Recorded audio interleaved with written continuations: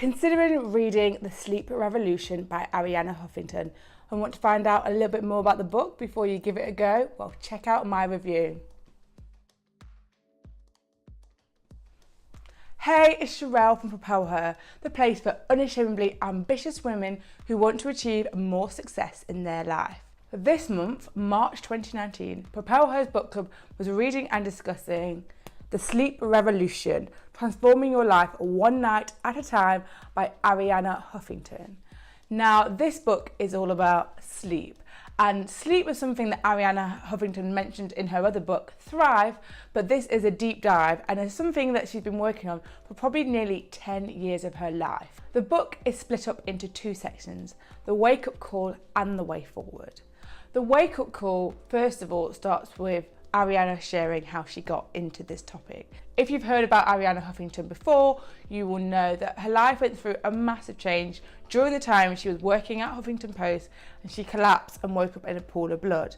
After waking up in that pool of blood and then trying to find out what had made her collapse, it turned out that it was sleep deprivation. And it was after that experience that Arianna committed to getting a good night's sleep. Arianna openly talks about how not only has she come to the point where she hates sleep deprivation, but why as a society we've come to this. The idea that our sleep crisis is due to the fact of how we don't value sleep and how times have changed. And there was a time a long time ago where sleep was something that was really respected and protected. And now when we've got phrases like, I'll sleep when I'm dead, we've created a society where we're on 24/7. We believe that those that work the hardest and push the hardest will achieve the most in life, and therefore sleep is always at the bottom of everyone's to-do list. Whilst this section of the book talks about Arianna's real personal experiences, there is also so much science behind the book and also so much history. So there is a walk back in time, so you understand like the way that people used to sleep, the way that times have changed. You go through the science of the different stages of sleep and why sleep is important, what it means, what your brain is actually doing when you sleep, how your body is rejuvenating when you sleep, and all of that sort of thing. The final two chapters of the wake-up call also look at things like sleep disorders and how the fact is there's not just one thing. You know, there are so many people who it's, oh, do you struggle to get to sleep? Is it that you wake up in the middle of the night and you can't get to sleep? Is it you don't actually sleep very well? All of these things are covered in that section. And then there was a section on dreams. And I thought this was really interesting because I think obviously it's a part of sleep, but it's not necessarily something I would have expected to find in the book. The second half of the book is called The Way Forward. And now once the scene has been set, this is about what you as an individual can do to change your life and sleep, but also what companies can be doing, what the world of sport can be doing, what society can be doing to help put sleep back on the top of the agenda. So there is a whole chapter to do with what to do and what not to do. And this covers things to do with like technology, to do with exercise, to do with what you should be eating, to do with like bedtime routines. And this had a lot of the practical tips that I think if you are someone who's struggling with sleep, this would be super useful for you. Then there is a chapter all about sport and performance.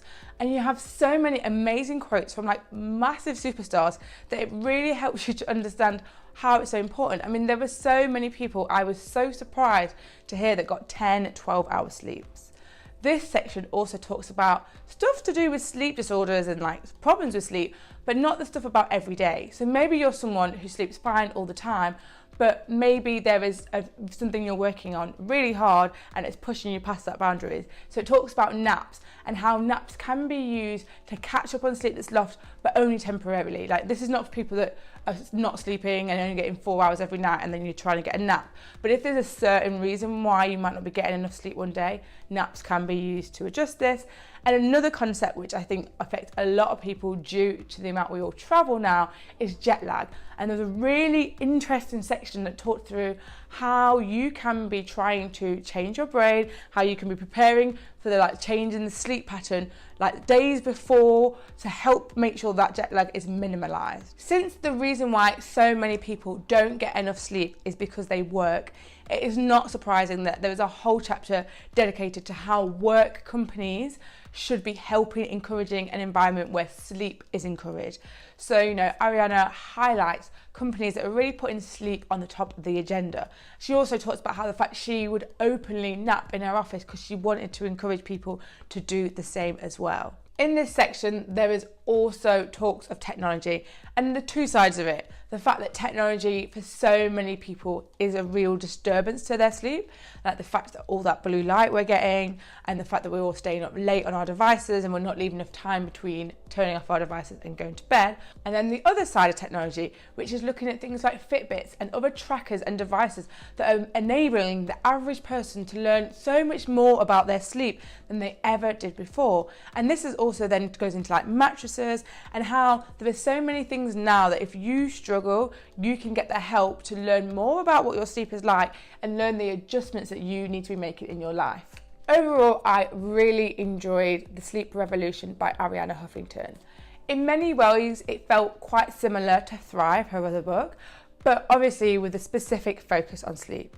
If you are someone who really wants to improve your relationship with sleep, like I do, then I definitely think this is a book worthwhile reading.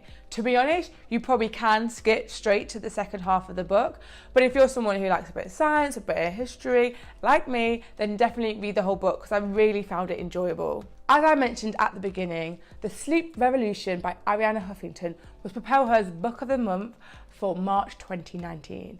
And if you like reading non-fiction books to help you with your personal development and your professional success, then you should definitely check out PropelHer's Book Club. We read a new book every single month and it would be a great community for you to come and join. And before you go, I would love to know, will you be giving The Sleep Revolution a go?